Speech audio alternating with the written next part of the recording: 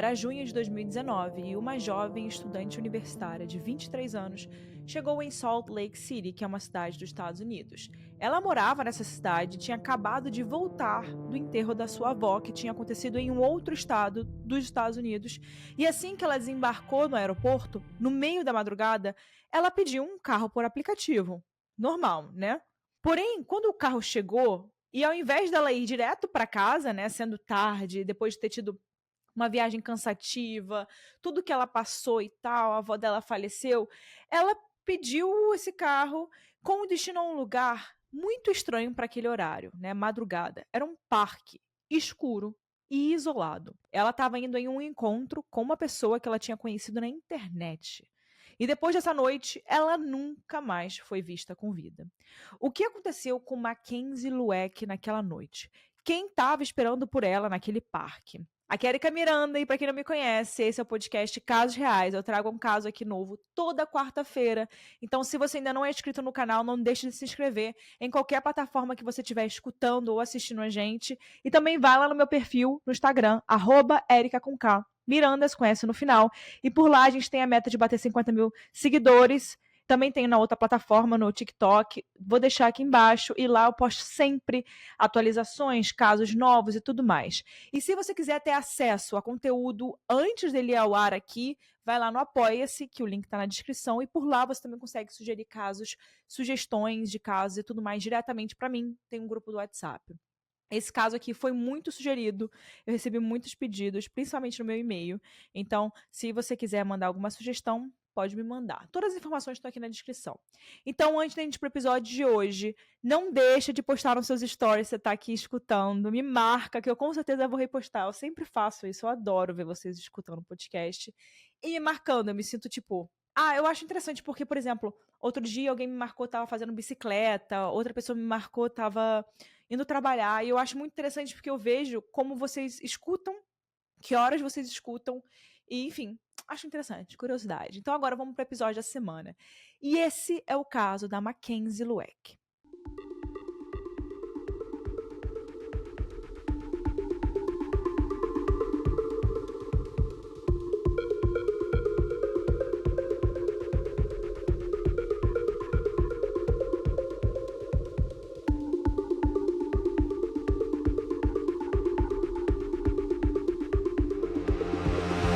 Mackenzie Speth Lueck nasceu em 8 de março de 96, na cidade de El Segundo, nos Estados Unidos.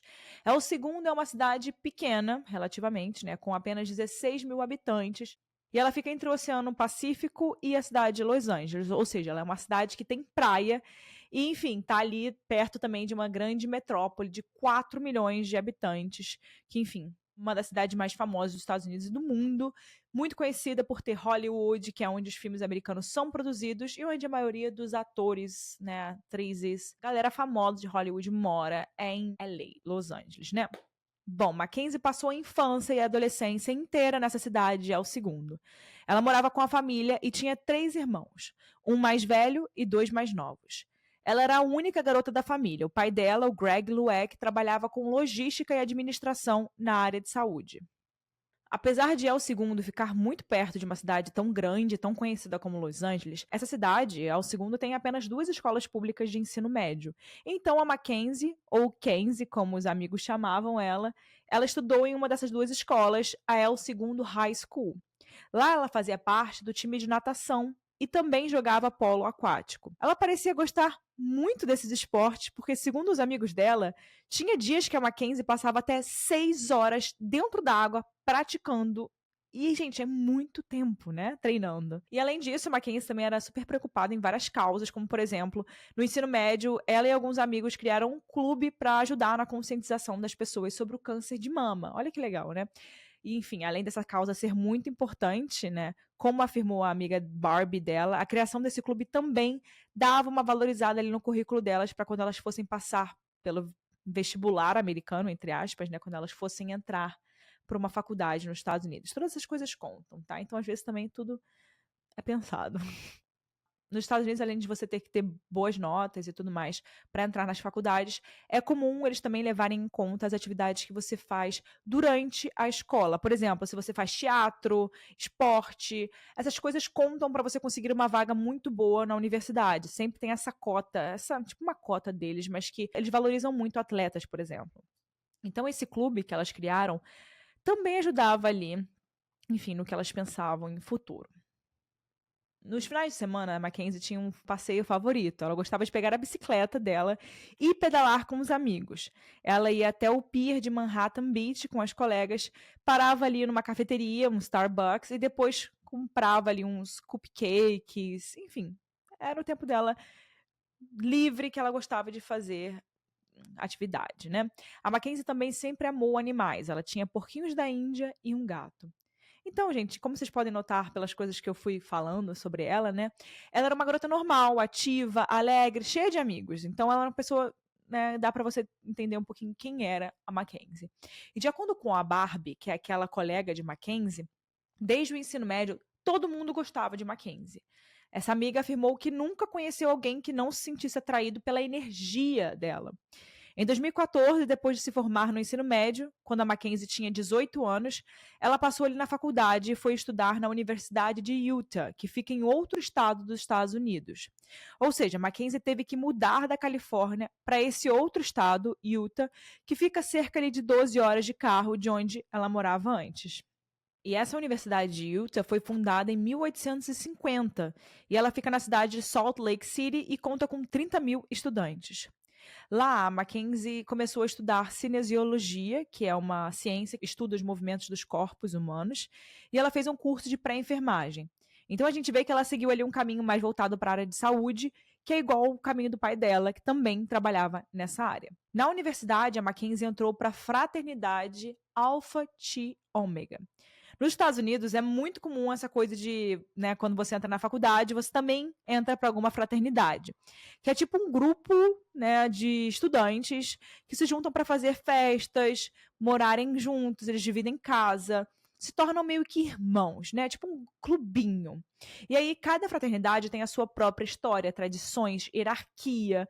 E no caso dessa fraternidade, a Alpha Chi Ômega, que a Mackenzie tinha entrado, era uma sororidade. Então era uma dessas irmandades exclusivamente para mulheres, para meninas, né?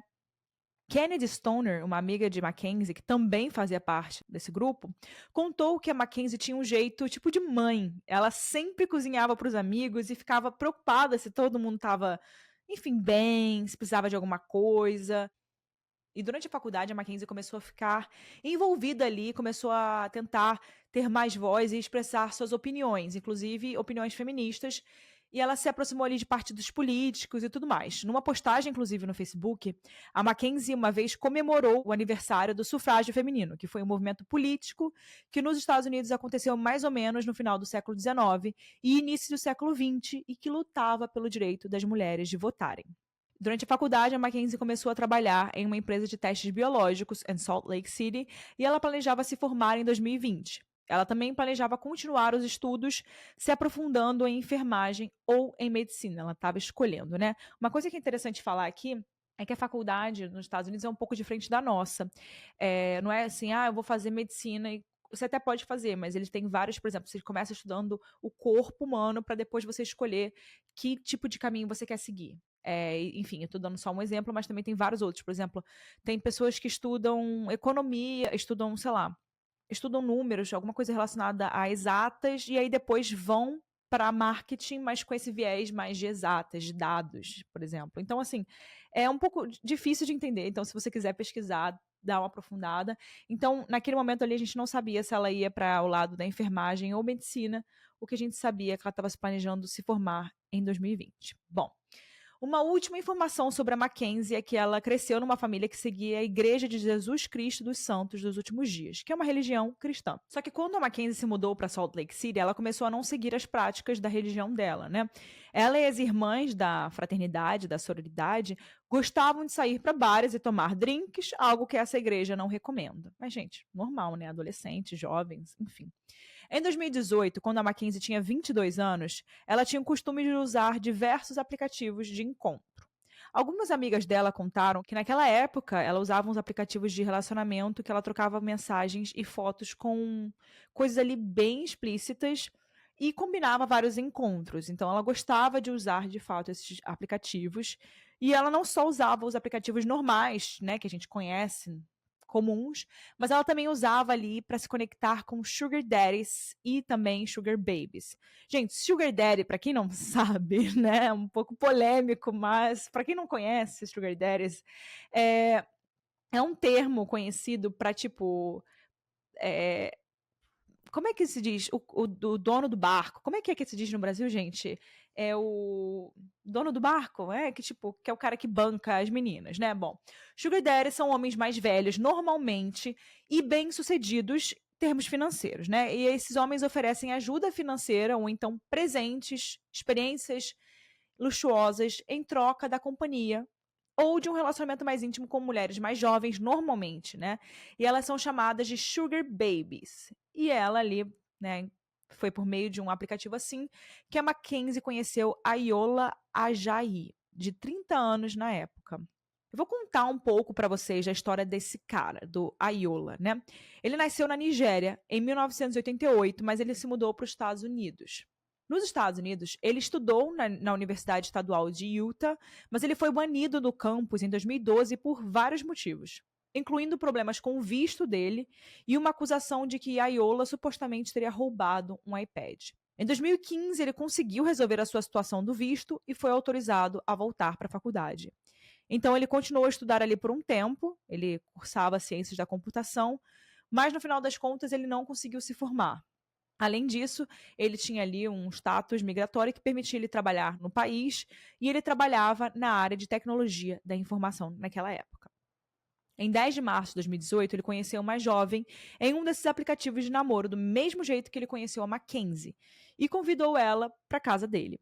Enquanto os dois estavam assistindo TV no sofá, ele começou a beijar essa moça de forma agressiva e tentou tocar nela à força. E quando essa menina tentou se afastar, o Ayola segurou ela e a mordeu pelo menos 3 vezes, deixando marcas e causando muita dor nela, né? Além desse caso, o Ayola também tinha sido investigado por um estupro que aconteceu em 2014, mas que na época a vítima acabou não levando a denúncia adiante. Gente, um alerta, por favor.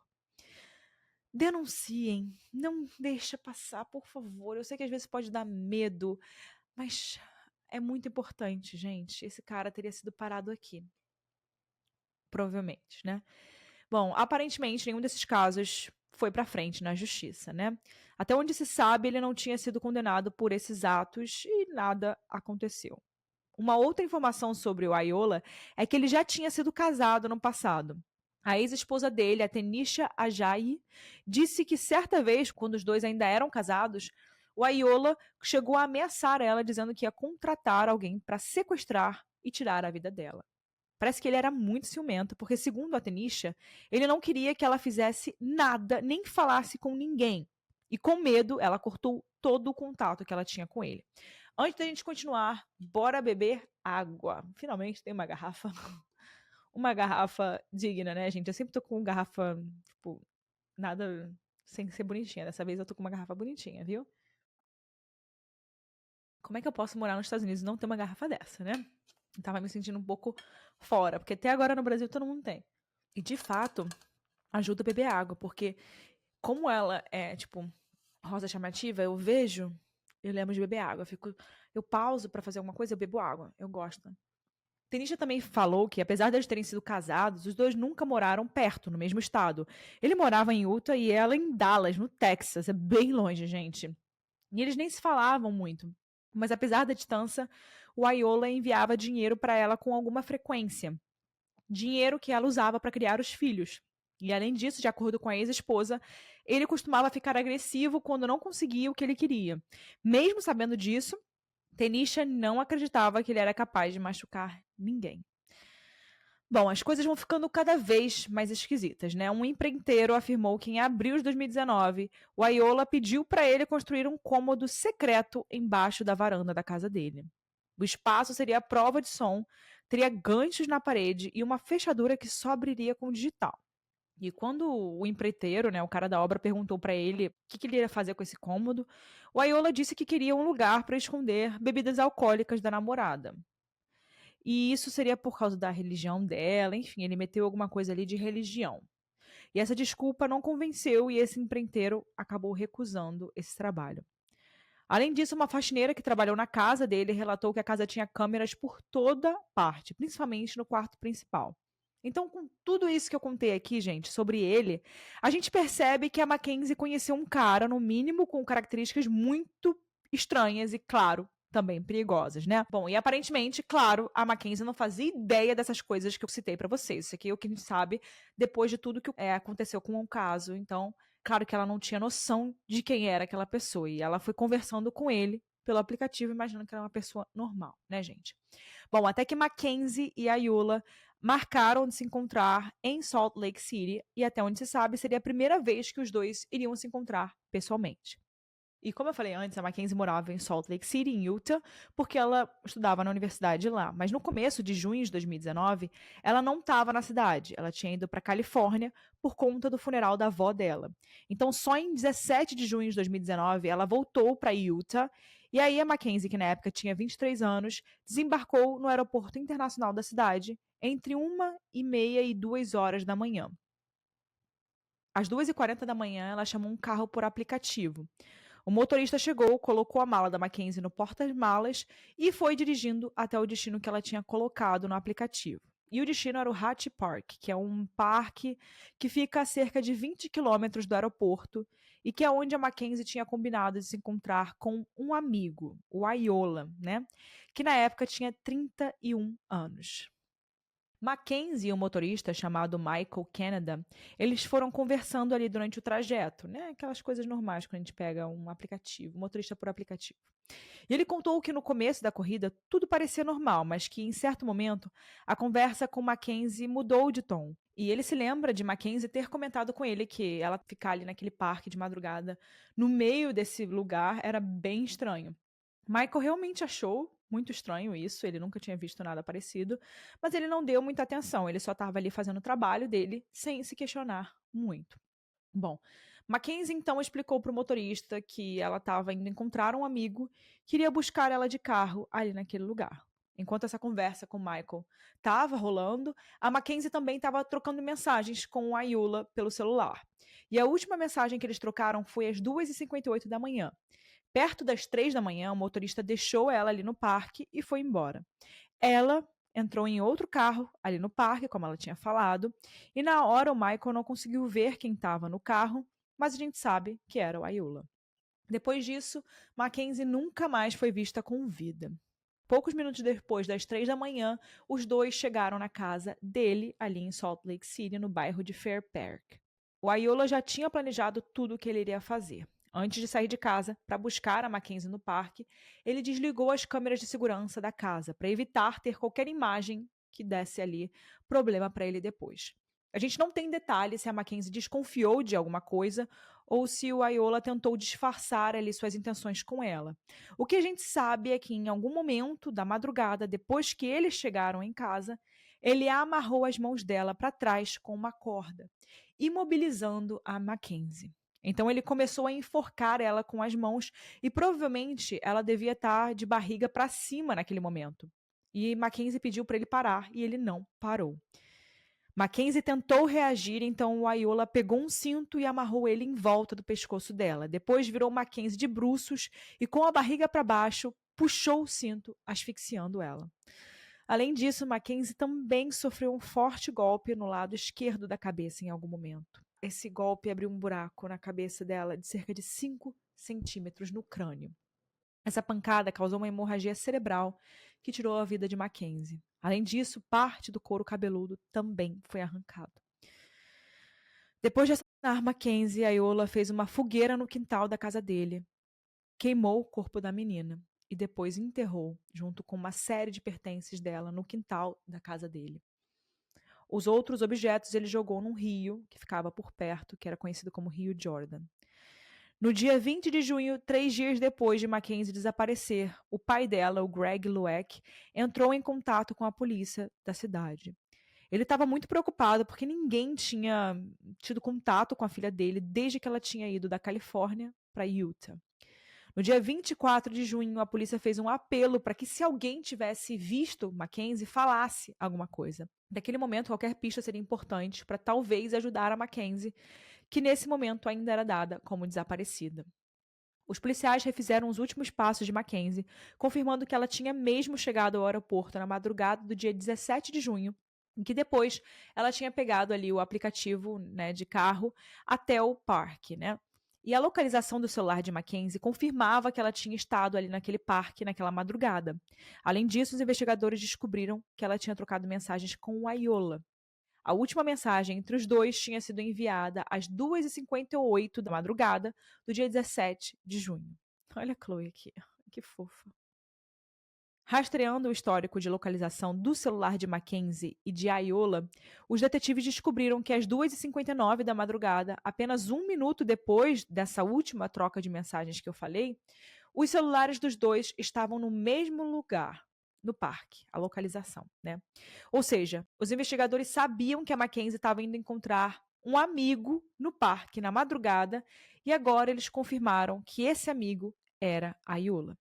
Eles confirmaram que os dois estiveram ao mesmo tempo no parque. E naquele momento, às 2h59 da madrugada, no dia 17 de junho, o celular de Mackenzie parou de transmitir dados, o que indicava que o aparelho dela tinha sido desligado. Levando tudo isso em conta, a polícia rastreou a movimentação do celular de Ayola e a localização do celular indicava que naquela noite os dois tinham saído do parque e ido direto para a casa dele, chegando lá às 3h07 da madrugada, só 8 minutos depois de ter encontrado Mackenzie. Ou seja, até onde os detetives sabiam, a última pessoa realmente que viu a Mackenzie com vida foi ele, né?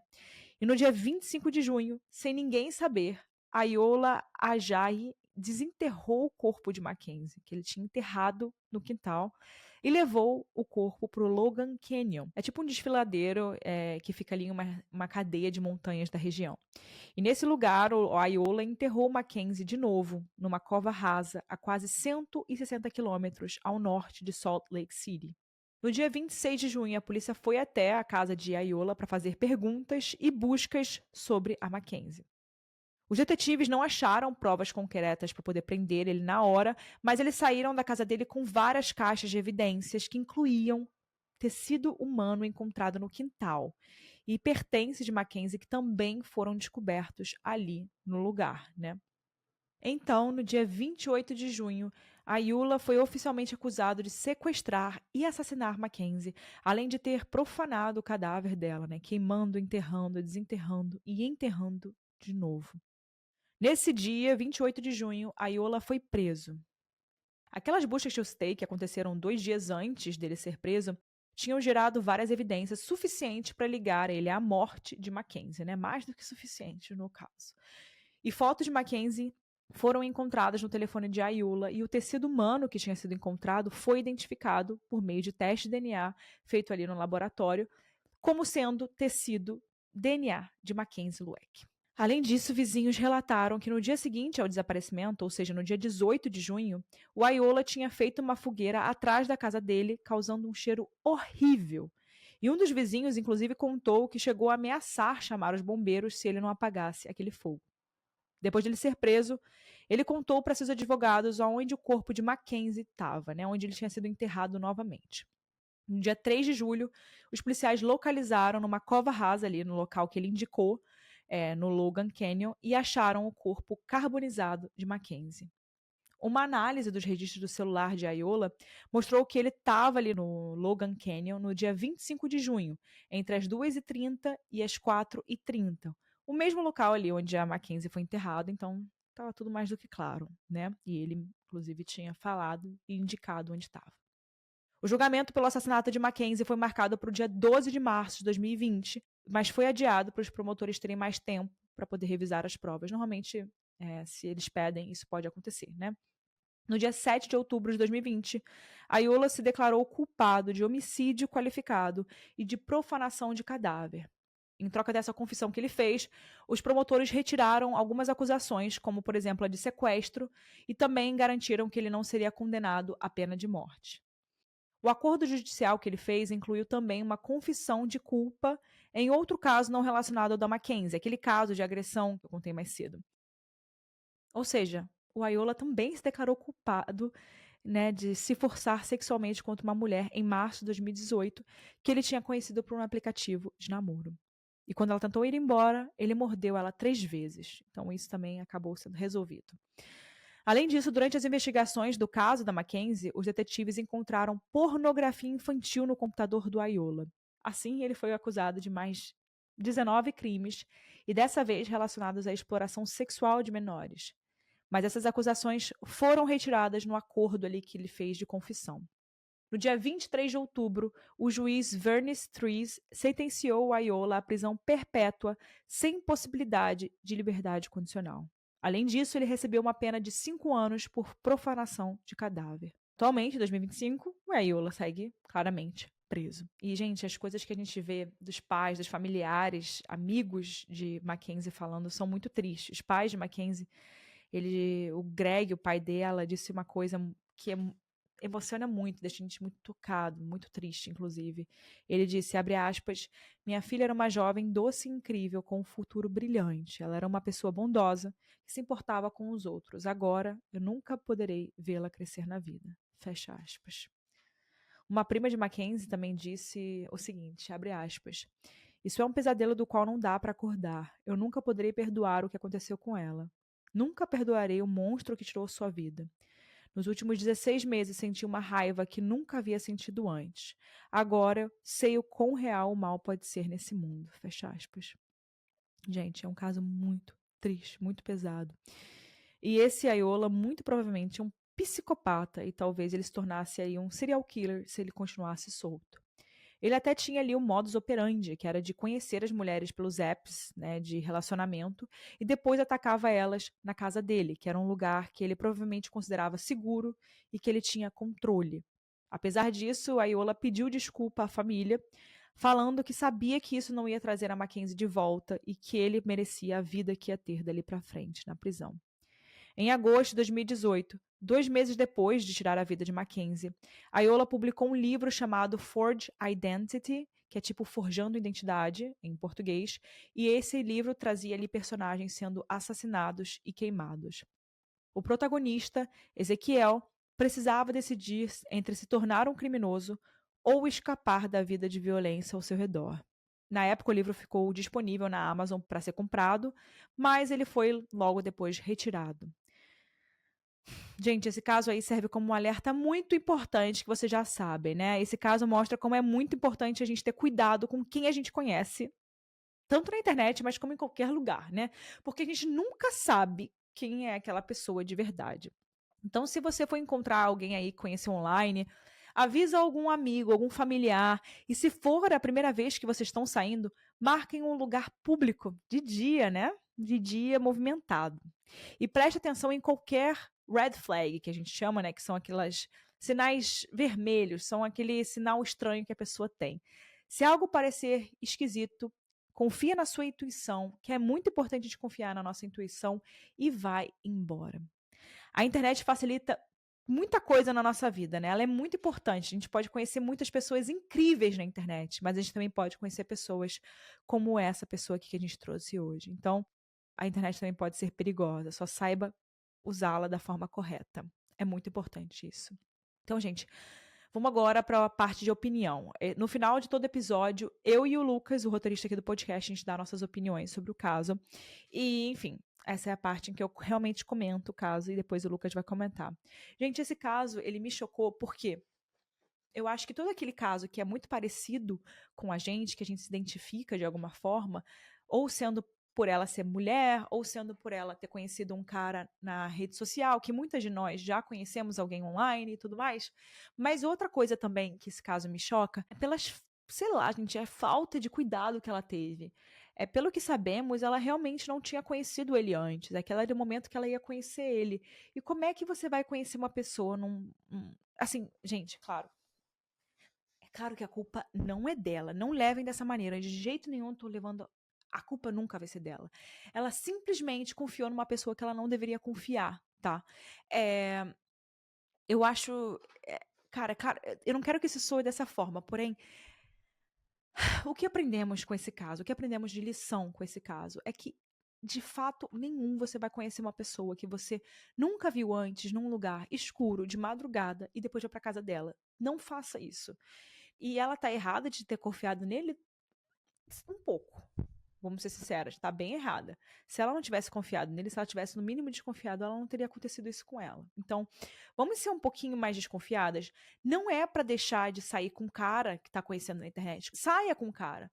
Mas sabe o que você faz? Compartilha sua localização com a sua melhor amiga do celular. Marca num um café, 2 horas da tarde, num shopping, sabe? Marca um cinema, marca um jantar. Gente, não marca numa praça e depois vai pra casa do cara, 2 horas da madrugada. Eu acho que literalmente ela queria só ficar com ele. Enfim, só ter ali relação com ele. Porém, não é assim. A gente tem que conhecer no mínimo a pessoa, saber onde a gente tá se metendo. Enfim, gente, e aquilo que eu falei, se a primeira pessoa que tivesse sido violentada por ele tivesse falado alguma coisa, isso não teria acontecido com as outras. Então, se você ouvir alguma coisa, se você souber de qualquer coisa que pareça que algo está acontecendo com alguém que você conhece, ou se algo está acontecendo com você, não deixa de falar. Isso pode acontecer com outra pessoa depois de você também. É muito importante, gente. E eu não sei se talvez por ser nos Estados Unidos, porque eu acho que muitas vezes as pessoas aqui, e eu falo, gente, de uma visão de uma pessoa que está morando aqui há alguns 3 anos, né?